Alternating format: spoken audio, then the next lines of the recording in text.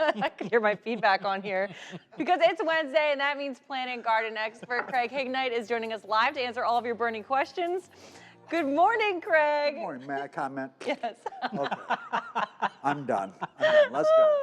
That was Oh perfect. my goodness. Yeah, I could hear myself talking through my phone. That totally threw me off. A delay. All right, well, now it's time to get your questions. So we have a question from Virginia.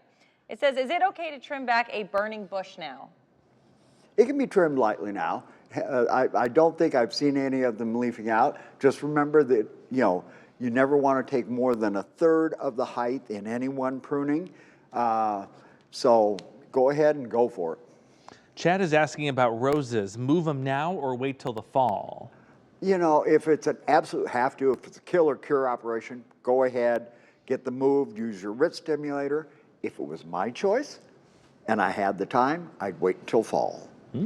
Mike in Davenport asks, when and how far down should I cut my 10-foot tall ornamental grass? Oh, you should take that down to about 4 inches above the ground. And I've seen so much grass around the Quad Cities that has not been cut back yet, and you need to get it done before that new growth starts, or you cut the tops off that new growth, and you've got all those flat tops on your blades all summer.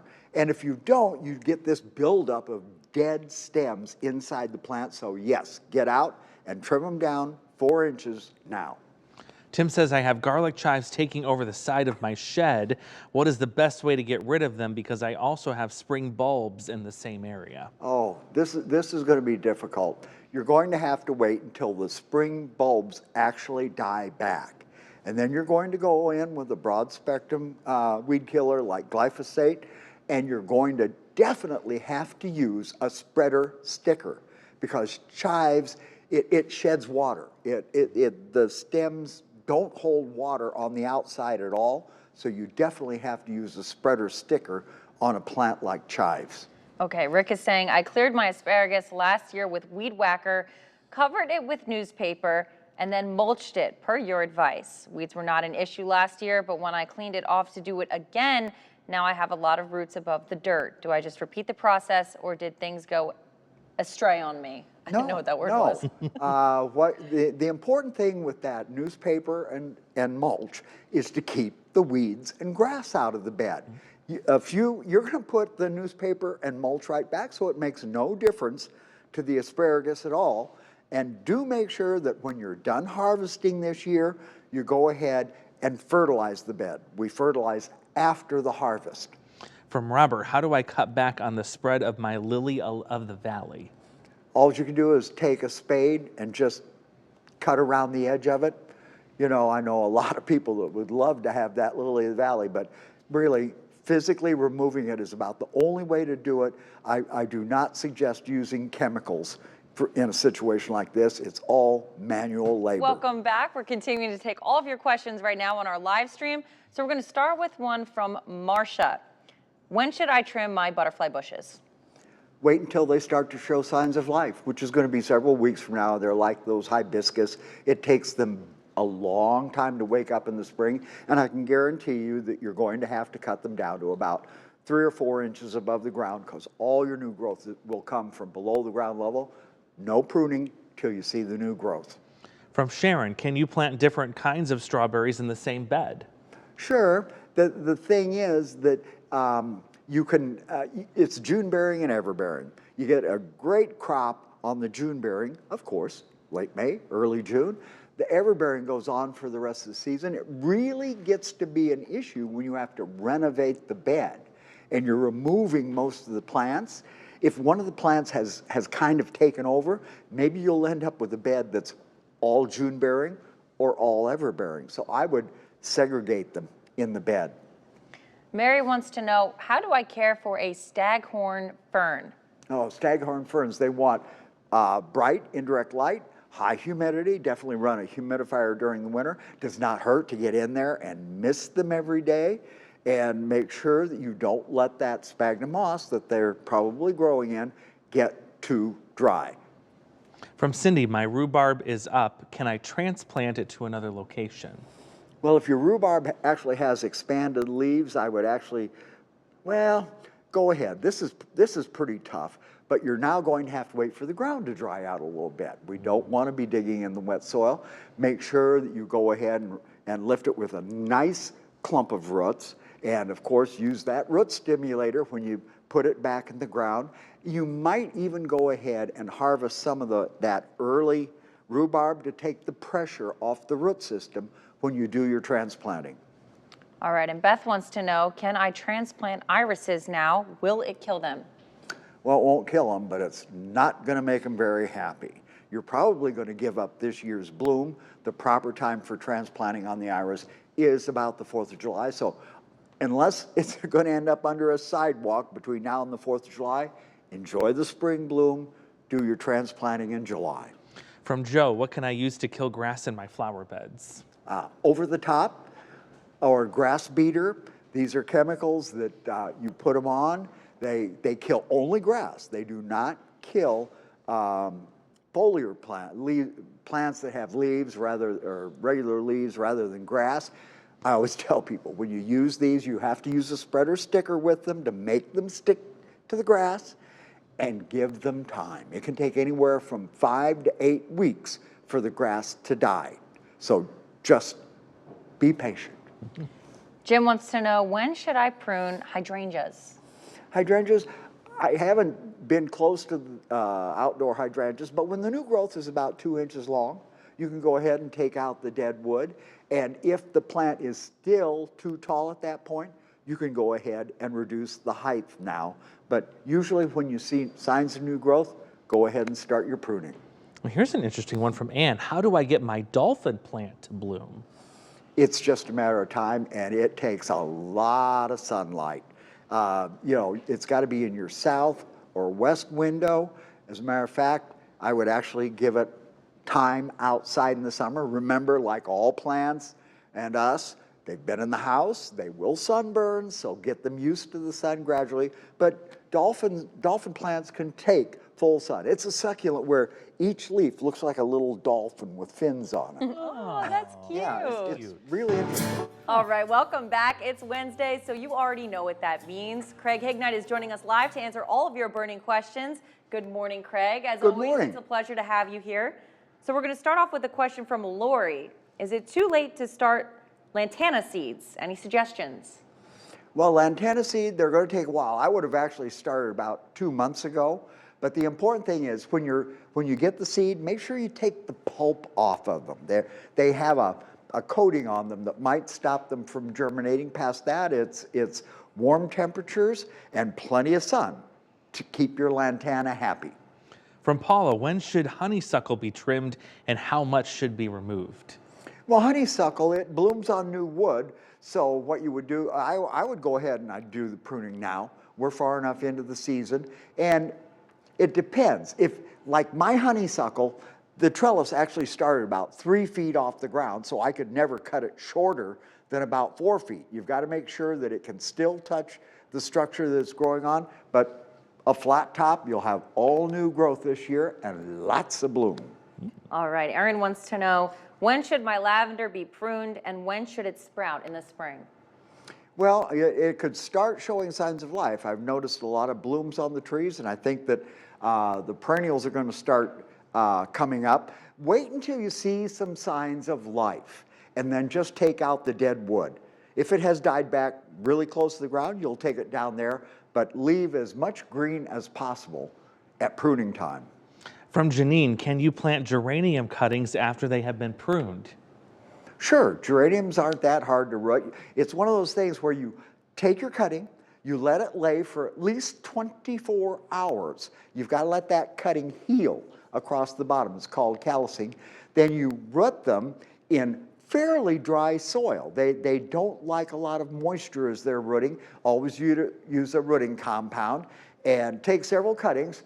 Only a certain percentage are going to go ahead and root. Our director, Brandy, she just said in my ear, she wants to know, when are tulips going to be blooming? Ooh, daffodils are in full bloom. I have to admit, I have not seen any tulips not in a pot. You hear that, Blooming Brandy? so far. Yeah.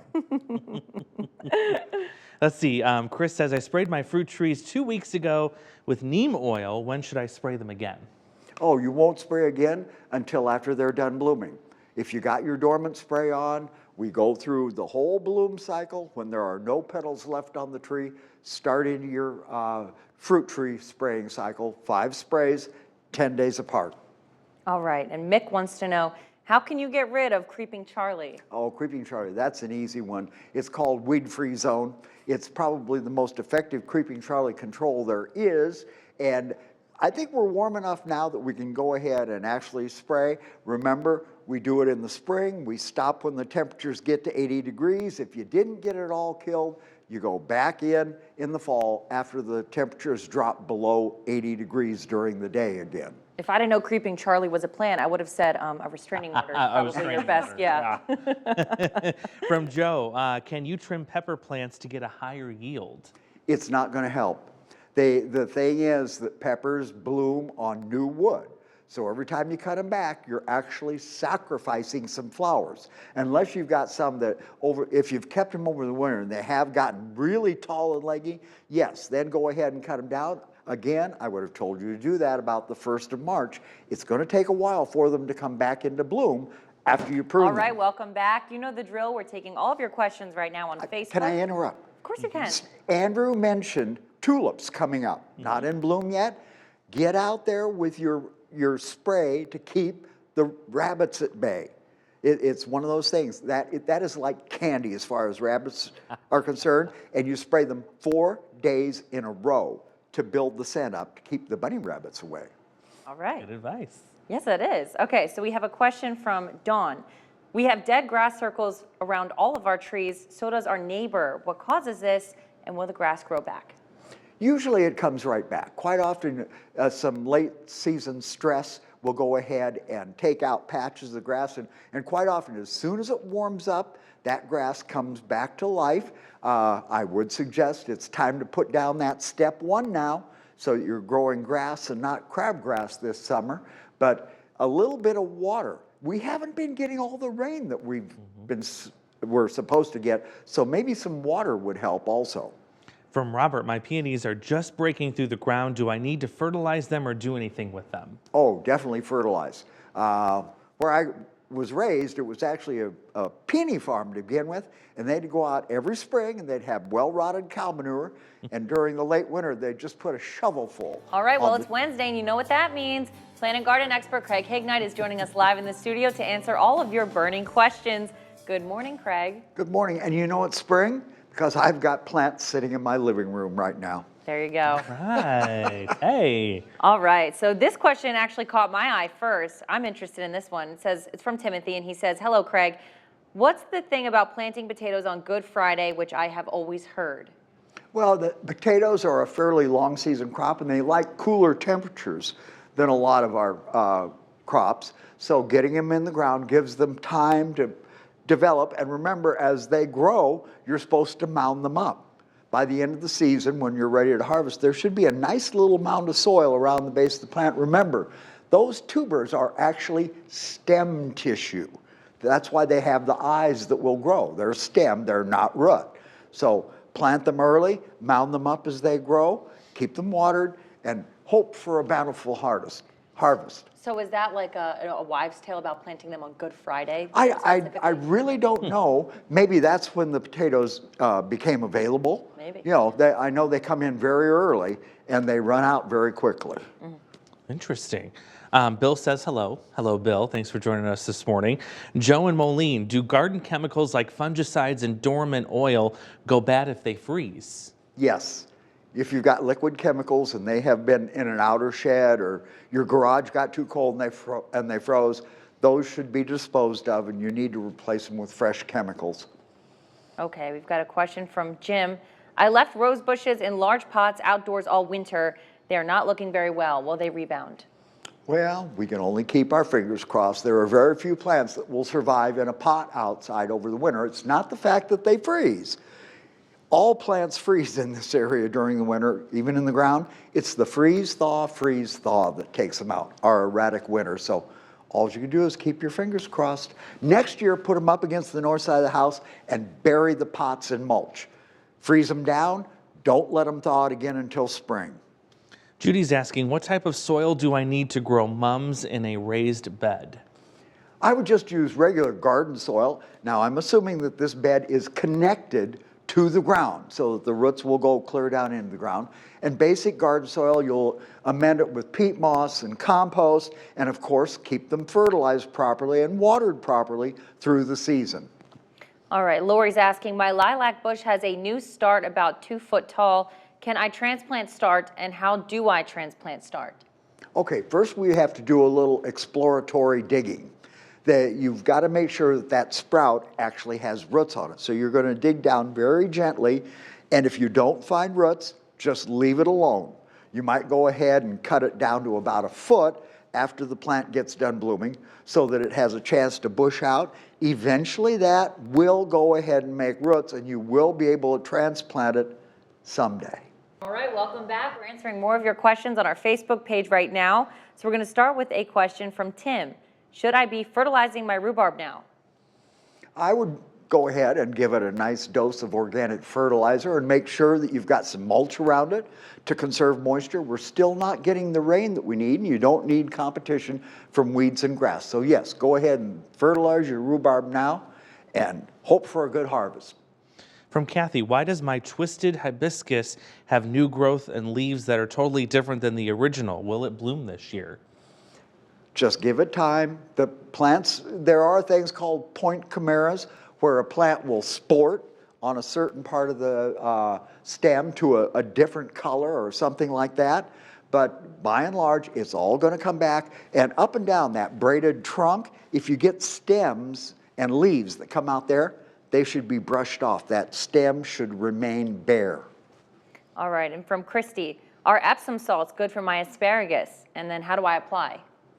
Well, Epsom salts, it is a source of magnesium for plants, and I would not use more than about a teaspoon or maybe 2 teaspoons per gallon, but we aren't fertilizing the asparagus until after we get done with harvest. And if you use a good, fertilizer, it's going to have the micronutrients. Look for that magnesium on the package when you go out and get ready to fertilize your asparagus after harvest. From Rick, do you introduce your garden seedlings for the first time to root stimulator while they're still in the greenhouse, or do you wait until they're outside?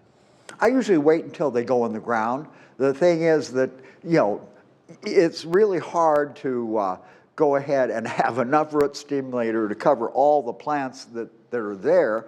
But once they go in the ground, yes, use the root stimulator, follow the directions on the label. All right, from Nick. He says, morning, guys. Good morning, Nick. Morning, Nick. I just put mulch and edgers around my garage and was wondering if hostas would be good there with half sun and half shade. Is now a good time? Well, let's say if it's morning sun, yes.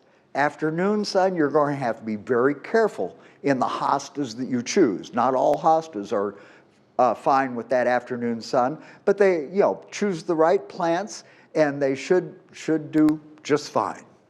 From Tom, can I plant an arborvitae in a large pot outdoors and have it survive and stay smallish?